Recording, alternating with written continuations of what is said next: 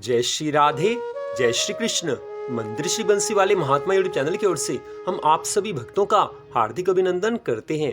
आज हम आपको सुनाने जा रहे हैं श्रीमद् भागवत महापुराण के 7वें स्कंद के दूसरे अध्याय की परम पावन कथा। इस अध्याय का नाम है हिरण्याक्ष का वध हो जाने पर हिरण्यकशिपु का अपनी माता और अपने संबंधियों को समझाना। बोल श्री राधा कृष्ण भगवान की जय। बोल श्रीमद् भागवत महापुराण की जय। अब दूसरा अध्याय। देवऋषि नारद जी राजा युधिष्ठिर से कहने लगे हैं, हे राजन, जब हिरण्याक्ष असुर वराह भगवान जी के हाथ से मारा गया, उस समय हिरण्यकशिपु क्रोधित होकर अपने साथी विप्रचिति और शतबाहु आदि राक्षसों से कहने लगा है कि तुम लोग मेरी बात सुनो। देवताओं ने विष्णु भगवान को फुसलाकर मेरे भाई को मरवा डाला है। नारायण जी बालकों के समान बड़े अज्ञानी हैं। जो कोई उनकी विनती करता है उसी की सहायता करते हैं। इसलिए मैं अभी हिरण्याक्ष के नाम पर पानी ना देकर विष्णु भगवान को त्रिशूल से मारूंगा और उन्हीं के रक्त से अपने भाई को तिलांजलि दूंगा। दुर्बल देवताओं को क्यों मारूं? जब मैं नारायण जी को, जो सब देवताओं की जड़ है, मार दूंगा, तब सब देवता बिना मारे अपने आप मर जाएंगे।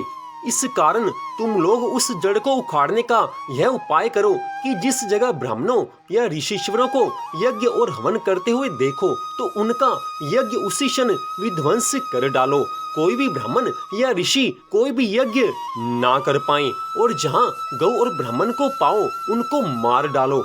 संसार में किसी को जप तप और हरि भजन मत करने देना। संसार में कोई भी प्राणी भगवान के नाम का जाप ना कर सके, भगवान की भक्ति ना कर सके।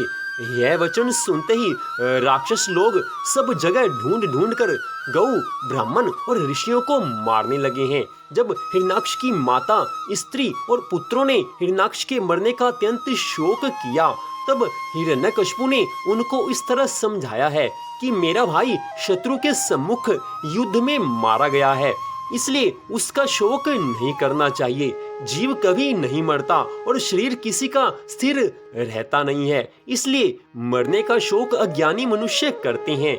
इसका मैं तुमसे एक इतिहास कहता हूँ, सो सुनो। उत्तर देश में एक सुयज्ञ नाम का राजा रहता था। वह भी इसी प्रकार युद्ध में मारा गया। तब उसकी रानियों ने मोह के वश होकर उसकी लाश के पास बैठकर ऐसा विलाप किया कि सूर्य अस्त होने पर भी उसकी लाश नहीं जलाई। तब यमराज 5 वर्ष के बालक बनकर वहां पर आए और राजा के जाति भाई और रानियों को समझाकर कहने लगे हैं कि बड़े आश्चर्य की बात है कि तुम लोग ज्ञानी होकर इतना शोक करते हो। संसार की गति देखो, जहाँ से जीव आया है वहां पर चला गया और तुम लोग भी उसी जगह पर अवश्य जाओगे। फिर तुम्हारा रोना वृथा है।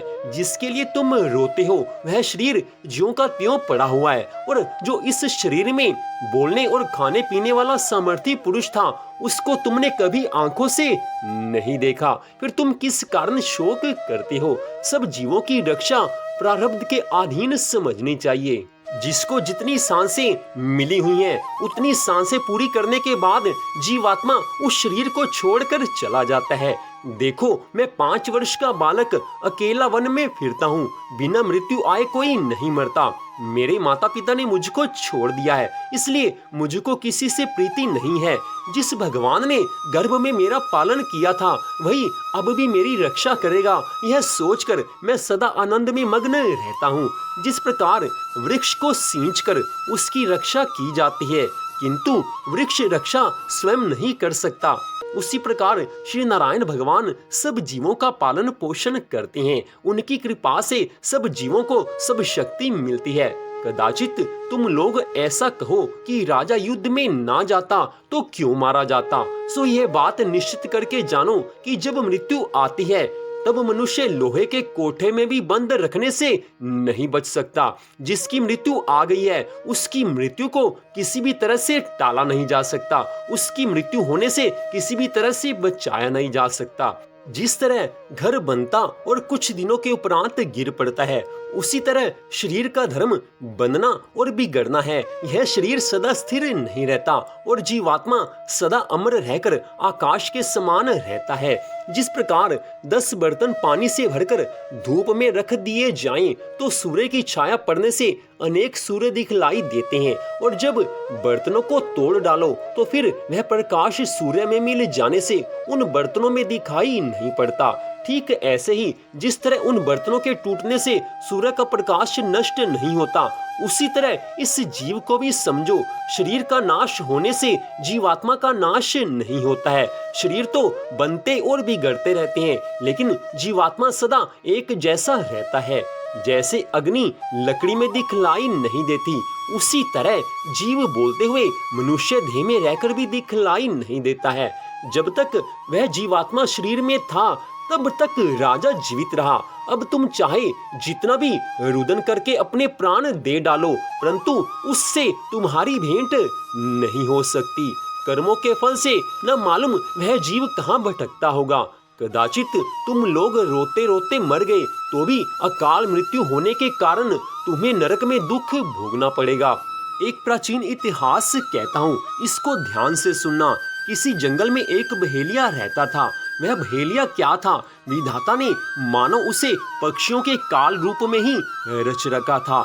जहाँ कहीं भी वह जाल फैला देता, वहां पर ललचाकर चिड़ियां अपने आप फंस जाती थी। एक दिन उसने कुलिंग पक्षी के एक जोड़े को चारा चुगते हुए देखा। उनमें से उस बहेलिये ने मादा पक्षी को तो शीघ्र ही अपने जाल में फंसा लिया। कालवश वह जाल के फंदों में फंस गई। नर पक्षी को अपनी मादा की विपत्ति को देखकर बड़ा दुख हुआ। वह बेचारा उसे छुड़ा तो नहीं सकता था। स्नेह से उस बेचारी के लिए विलाप करने लगा। उसने कहा, यूं तो विधाता सब कुछ कर सकता है, परंतु है वह बड़ा निर्दयी। यह मेरी सहचरी एक तो स्त्री है, दूसरे मुझ अभागे के लिए शोक करती हुई बड़ी दीनता से छटपटा रही है। इसे लेकर वह करेगा क्या? उसकी मौज हो जाए तो मुझे ले जाए। इसके बिना मैं अपने यह अधूरा विधुर जीवन जो दीनता और दुख से भरा हुआ है लेकर क्या करूंगा? अभी तो मेरे अभागे बच्चों के पर भी नहीं निकले हैं। स्त्री के मर जाने पर उन मातृहीन बच्चों को मैं कैसे पालूंगा? ओह, घोंसले में वे अपनी माँ की बाट देख रहे होंगे। इस तरह वह पक्षी बहुत सा विलाप करने लगा। अपनी सहचरी के वियोग से वह बड़ा आतुर हो रहा था। आंसुओं के मारे उसका गला रुंध गया था। तब काल की प्रेरणा से पास ही छिपे हुए उस बहेलिये ने ऐसा बाण मारा कि वह भी वहीं पर लौट गया। मूर्ख रानियों, तुम्हारी भी यही दशा होने वाली है। तुम्हें अपनी मृत्यु तो दिखती नहीं और इसके लिए रो पीट रही हो। यदि तुम सब 100 वर्षों तक इसी तरह शोक के वश में होकर अपनी छाती पीटती रहो, तब भी तुम इसे दोबारा नहीं प्राप्त कर सकोगी। जो एक बार चला गया उसका इस संसार में आना असंभव है। जो प्राणी अपनी सांसें जितनी लेकर आता है उतनी सांसें समाप्त होने के बाद उसको यहाँ पर एक क्षण के लिए भी नहीं रहना होता। वो तो अपनी सांसें पूरी करने के बाद अपने स्थान पर चला जाता है। जैसे कर्म उस जीवात्मा ने मनुष्य के शरीर में किए होंगे, उसी के हिसाब से उसकी आगे गति होती है। जैसा कर्म मनुष्य करता है वैसा ही मरने के उपरांत उसको जीवन मिल जाता है। जो भगवान की भक्ति करता है वो सीधा भगवान के धाम में जाता है। जो संसार से प्रेम करता है, भगवान की भक्ति नहीं करता, उसको नरकों में वास मिलता है। उसके उपरांत 84 लाख योनियों में उसको भटकना पड़ता है।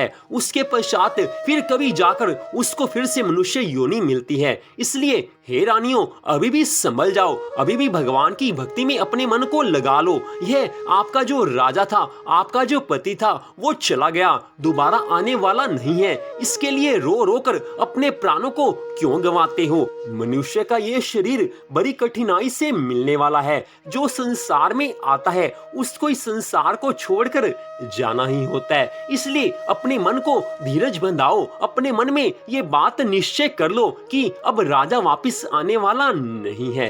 हिरण्यकशिपु ने कहा है कि उस छोटे से बालक की ऐसी ज्ञानमयी बातें सुनकर सबके सब दंग रह गए। उसी क्षण उस नरेश के भाई बंधु और स्त्रियों ने यह बात समझ ली कि समस्त संसार और इसके सुख दुख अनित्य और मिथ्या है, जो आया है सो जाएगा। इस बात पर उन्होंने विश्वास कर लिया। यमराज यह उपाख्यान सुनाकर वहीं अंतर ध्यान हुए हैं। भाई बंधुओं ने भी सुयज्ञ की अंत्येष्टि क्रिया की, इसलिए तुम लोग भी अपने लिए या किसी दूसरे के लिए शोक मत करो। इस संसार में कौन अपना है और कौन अपने से भिन्न है, क्या अपना है और क्या पराया है।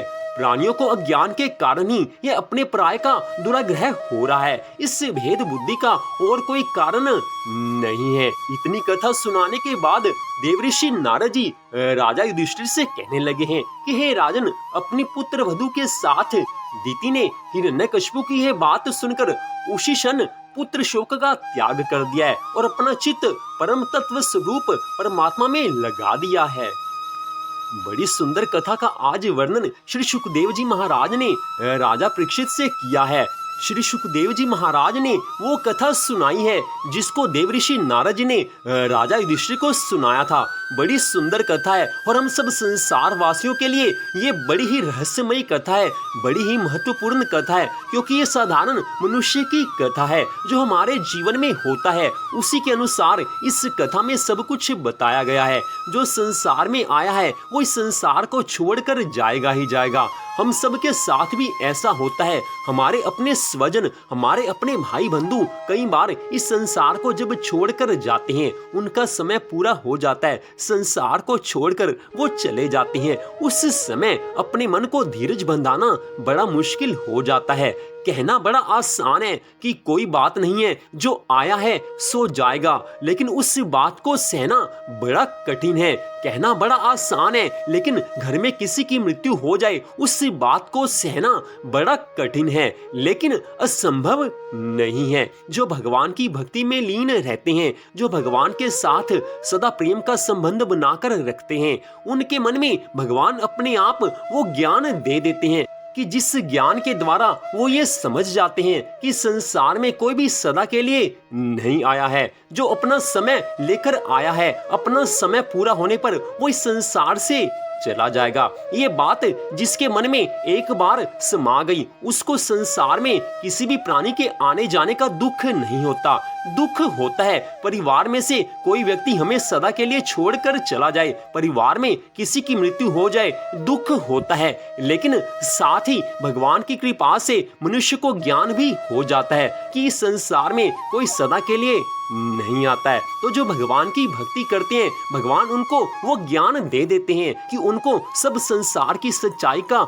मालूम हो जाता है। और आज की इस कथा में हिरण्यकशिपु ने अपने परिवार वालों को वो ज्ञान दिया है कि जिस ज्ञान के द्वारा उसके परिवार वालों का सब शोक जाता रहा, उनके मोह का नाश हुआ है, उनको भगवान के चरणों में ध्यान लगा है, उसकी माता का भगवान के चरणों में ध्यान लगा है।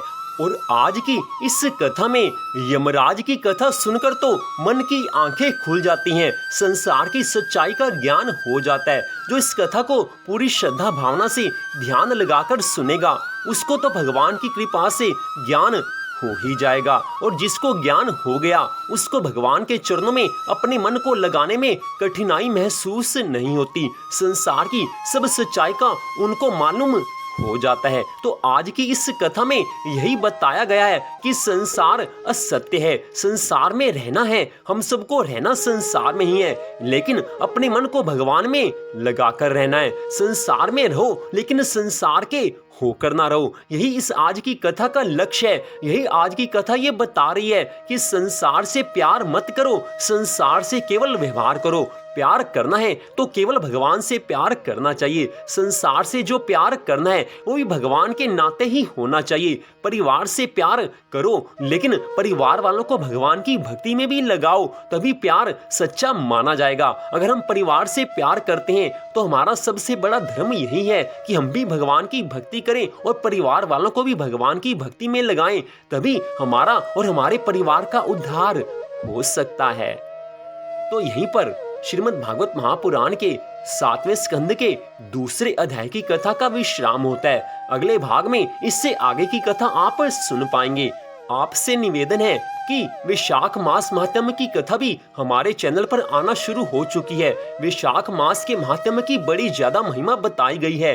जैसे कार्तिक मास की महिमा होती है, जैसे माघ मास के महात्म्य की महिमा होती है, ठीक है ऐसे ही विशाख मास महात्म्य की बड़ी महिमा है। विशाख मास के महात्म्य की आप प्रतिदिन कथा हमारे चैनल पर जरूर सुने।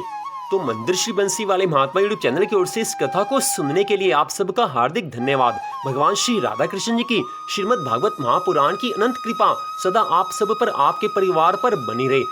इसी मंगल कामना के साथ जय श्री राधा रानी सरकार की, जय श्री कृष्ण भगवान की, जय श्रीमद् भागवत महापुराण की, जय जय श्री राधे, जय जय श्री राधे, जय जय श्री राधे श्याम।